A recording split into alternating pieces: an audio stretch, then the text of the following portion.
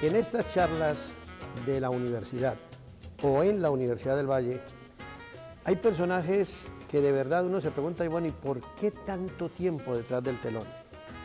Quizá la modestia, quizá la humildad, quizá la sencillez los haya mantenido allá. Pero charlas en la universidad quiere destacar lo que de verdad vale la pena ser resaltado. Tenemos un personaje no solamente para admirar, sino para sacar provecho de él. Alonso Valencia Llano, historiador, humanista, un permanente investigador y un aficionado casi que enfermizo a estar escribiendo. Alonso está hoy con nosotros. Bienvenidos a este programa.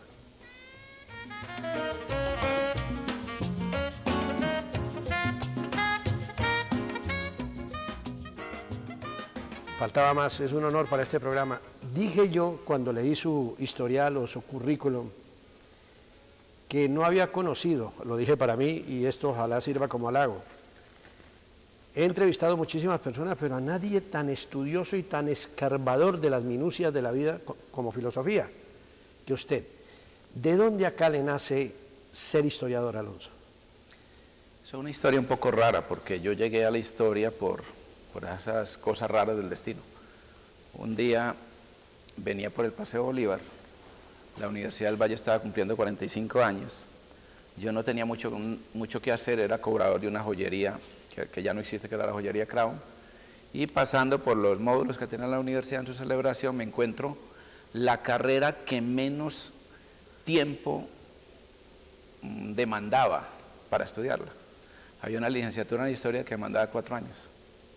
Me arrimé allí, vi, fui, me inscribí, me hicieron el examen y pasé.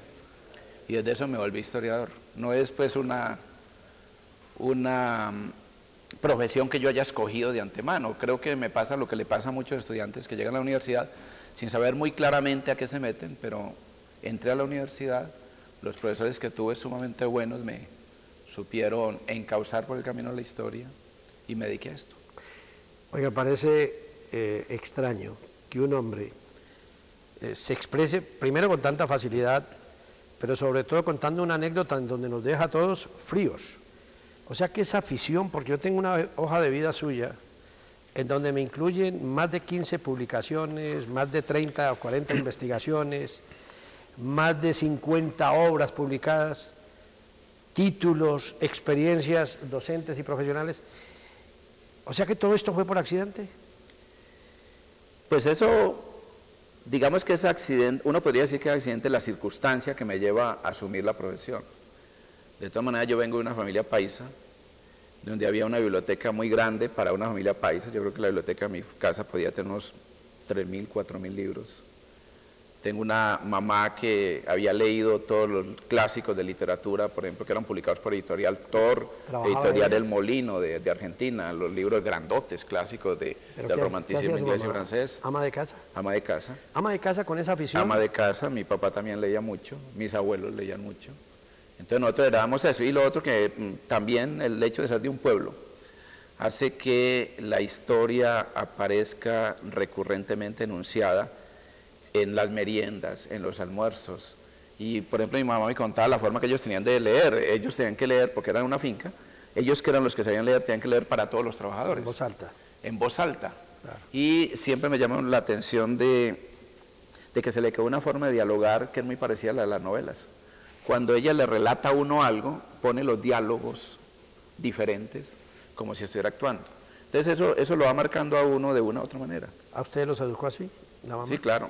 Les fue leyendo y después le fue leyendo, luego nosotros aprendimos a leer, leíamos mucho. Leíamos de todo, desde las historietas estas mexicanas de dibujitos, hasta luego las famosas fotonovelas de Corín Tellado, los libros de Editorial Bruguera, de Kay Luger, de Marcial Lafuente Estefanía, hasta pasar por la literatura de ficción norteamericana. Doctor Valencia, déjeme, lo felicito. Yo no sé cuántas veces lo tendré que felicitar en el programa.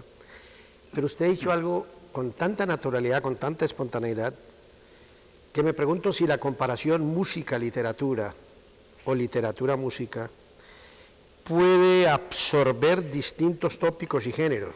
Usted me habla leer Corintellado, leer las novelas policíacas, leer los muñequitos, leer los cómics y leer la literatura clásica, las grandes obras, pues eso cabe, al fin y al cabo es leer. En la música decía, no, el que le gusta lo clásico no le puede gustar lo popular, etcétera, etcétera.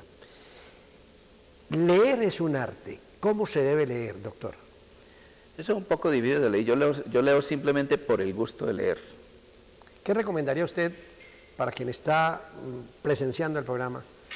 Porque hoy en día, leer, estudié yo en mi época, donde los hermanos maristas, y había una hora de lectura, o sea, existía en el pénsumo educativo la lectura. A ver, una anécdota. Cuando yo llegué de Guacarí muy pequeño a Pácora, que es el pueblo donde me crié, llegué a primero de primaria, después de haber perdido, por ser un vago, haber perdido primero de primaria en Guacarí, porque era el efecto pues del desplazamiento de la violencia de la época. Cuando llegué a la Escuela Mariscal Sucre de Pácora, me entero que había un club que llamaba Club de Amigos de la Lectura. Y yo dije, voy a ir allí.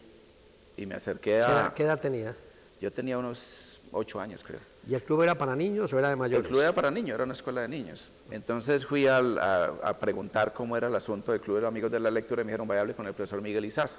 Yo fui al salón del profesor Miguel Izaza, había todo un ritual para entrar, hay que ponerse la mano atrás, pedir permiso, saludar y luego pasar donde el profesor.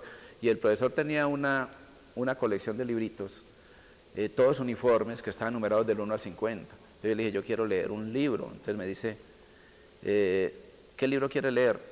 Y yo le digo, no, pues no sé qué hay. Me dice, diga un número. Y yo dije un número. Y el primer libro que me pasaron para leer era Iván Hu. Entonces ya desde esa época lo ponen a uno a leer en la escuela. En la escuela. Yo creo que hoy en día no ponen a leer en la escuela. Doctor, ya que usted tiene esa anécdota y la cuenta con orgullo, ¿usted ha hecho alguna sugerencia para modificar el pensum académico que hoy se estila en los distintos colegios, ya que al fin y al cabo usted es director, rector de una universidad, la del Valle en el puerto de Buenaventura? La urbanidad, la formación religiosa, la educación cívica, la lectura y la ortografía dejaron de existir desde que llegó la tecnología. ¿Qué cree usted se debe hacer, doctor Valencia? A ver, yo realmente no he propuesto nada sobre este asunto. Nosotros nos enfrentamos a un hecho real, y es que la mayoría de los estudiantes que llegan a nuestra universidad no saben leer y escribir, en el término de interpretar y en el término de expresar por escrito sus pensamientos. Para eso están los computadores, le contestan. Los computadores, además, que hacen el horror de corregir la ortografía de cualquier manera, sin fijarse mucho qué palabras están corrigiendo. La Universidad del Valle ha hecho una propuesta ahora que me parece muy interesante, y es fortalecer a los estudiantes en dos campos, uno lectoescritura y otro matemáticas. El razonamiento matemático se volvió indispensable para pensar, siempre ha sido indispensable para pensar, pero se ha perdido en los colegios. Y lo otro que se recupera la capacidad lectora y escritora. Entonces ahora tenemos unos cursos de reforzamiento en la universidad, sobre todo en todas las sedes regionales, que se dio por una necesidad. Esa necesidad ya venía siendo sentida, pero la necesidad que lo plantea en la coyuntura es el aumento de cobertura que se dio en las sedes regionales. Ese aumento de cobertura hace que los estudiantes que fueron vinculados, todos los que se presentaron y cumplieron con los requisitos básicos,